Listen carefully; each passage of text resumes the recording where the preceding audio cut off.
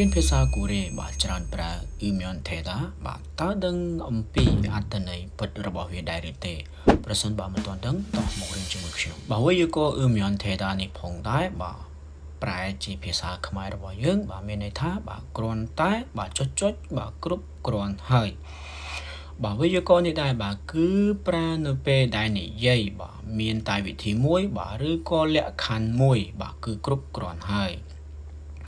បាទរបៀបបង្កើតបាទប្រយោគនេះបាទឥឡូវយើងបំបែកពាក្យវាសិនបាទប្រសិនបើមានផាត់ឈីមបាទយើងប្រើអ៊ឺមៀនថេតាប្រសិនបើគ្មានផាត់ឈីមបាទយើងគ្រាន់តែប្រើមៀនថេតាទៅបានហើយបាទឧទាហរណ៍ទី1បាទមកតាបាទមកគឺមៀនថេតាបាទអ៊ីលតាអ៊ីលគឺមៀនថេតាបាទខាតាខាមៀនថេតាបាទផូតាផូមៀនថេតាតោះឥឡូវយើងទៅបង្កើតបាទនៅឧទាហរណ៍ទី1បាទ한국어를 잘 하려면 매일 공부하면 됩니다.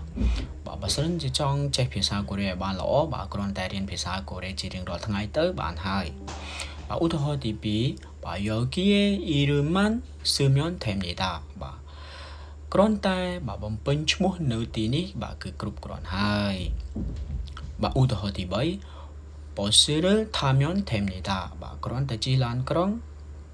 ទៅបានហើយបាទអ្វីដែលយើងបាទព្រួយបារម្ភនោះគឺយើងប្រើនៅពេលណាបាទអ៊ឺមៀនថេតានេះផងដែរបាទគឺយើងប្រើនៅពេលបាទផ្ដល់ដំណោះស្រាយបាទប្រាប់ពីវិធីធ្វើបាទប្រាប់ថាតើត្រូវធ្វើអ្វីបាទឧទាហរណ៍ទី1បាទនៅពេលដែលមនុស្សម្នាក់ទៀតបាទគេសួរយើងតើ어떻게 해야 돼요បាទយើងត្រូវប្រាប់គេបែបនេះបាទ이거는 신청서만 작성하면 됩니다. បាទគ្រាន់តែបំពេញពាក្យបាទគឺបានហើយបាទយើងត្រូវចងចាំថាបាទអ៊ឺមៀនថេតាបាទមានន័យថាបាទអាចធ្វើបានបាទឬក៏គ្រប់គ្រាន់ហើយបាទកុំច្រឡំជាមួយនឹងអ៊ឺមៀនអានថេតា